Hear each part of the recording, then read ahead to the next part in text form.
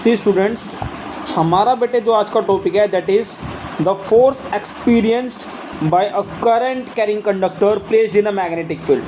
Mean जब भी एक करंट कैरिंग कंडक्टर हो, मान लीजिए ये कंडक्टर है, कंडक्टर बोले या वायर बोले, both are same thing. whenever we place a current carrying conductor in a magnetic field, then it experiences some force. We need to calculate the expression of that force. Clear? एक current carrying conductor को magnetic field में रखने के बाद जो उसके ऊपर force लगता है, हमें उस फोर्स का एक्सप्रेशन कैलकुलेट करना है। This is our task. उससे पहले बच्चे क्या करेंगे, देखिए, हाँ, एक और क्वेश्चन है मेरे पास जो यूज़ करना है हमें। देखिए क्या कह रहा है, we need to calculate the force experienced by a charge, a moving charge. That means we have a charge particle say q that is moving with velocity v in a magnetic field say b. एक charge particle है बच्चों जो q charge है जिसके पास, और वो v velocity से magnetic field में मूव कर रहा है, तो उसके ऊपर कितना फोर्स लगेगा वो एक्सप्रेशन आपको क्लियर होना चाहिए। And that is nothing but q v b sin theta. ठीक है, whenever we have a charge से q that is moving with velocity v in a magnetic field b and theta is the angle between velocity and magnetic field. ध्यान रखिएगा, what is your theta, where is the theta? Theta is the angle made by the velocity vector of the charge particle with the magnetic field. ठीक है, तो एक charge particle जब भी magnetic field में move करेगा उस पर कितना फोर्स लगेगा, q v b sine theta. तो इसको वेक्टर फॉर्म में आप लिख सकते हैं, एफ वेक्टर आ जाएगा q into v cross B. बच्चे इस एक्सप्रेशन के ऊपर huge number of numericals are also there, इसलिए ये एक्सप्रेशन बहुत इंपॉर्टेंट है।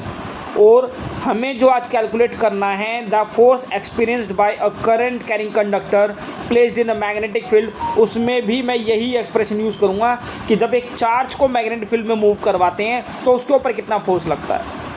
चलिए कंटिन्यू कर रहे हैं।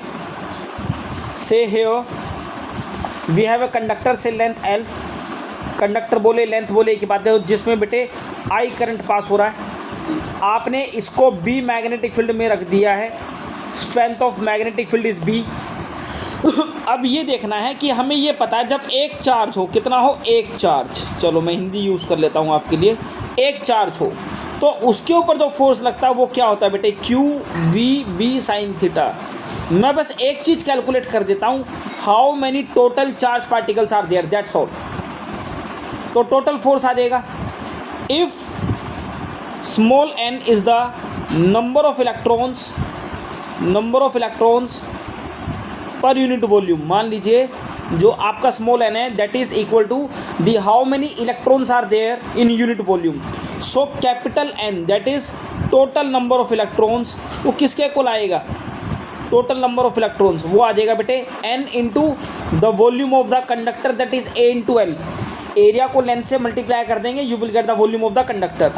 सो आपको पता है एक इलेक्ट्रॉन का चार्ज होता है E, and how many electrons are there, NaL।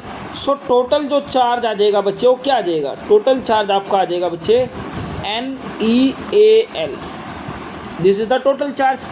अब आपको पता है एक चार्ज के ऊपर फोर्स लगता है QVB sine theta. How many total charge particles are there, NeL।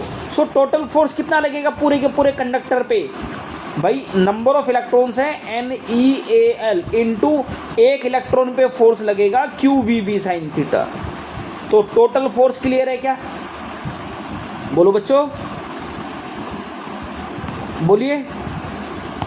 This imply, यहाँ से बेटे ध्यान दो, NeA into V that is the drift velocity acquired by electron, NeAVD that is another important relation that is current.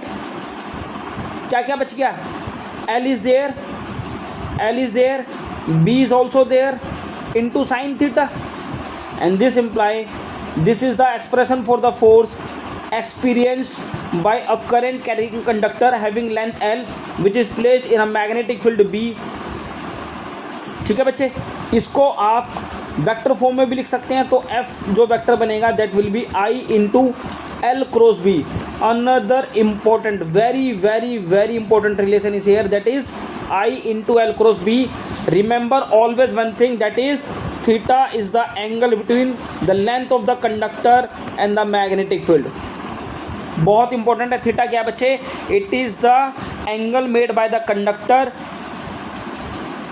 Angle made by the length of the conductor with the magnetic field, and its direction, the direction of force is given by Fleming's left hand rule. ध्यान रखिएगा, Fleming's left hand rule. जब numerical कराऊंगा तो इसको भी explain करूंगा, या इसी डायरेक्शन को आप राइट हैंड पाम रूल से भी कैलकुलेट कर सकते हैं। Right hand palm rule, clear और नॉट क्लियर?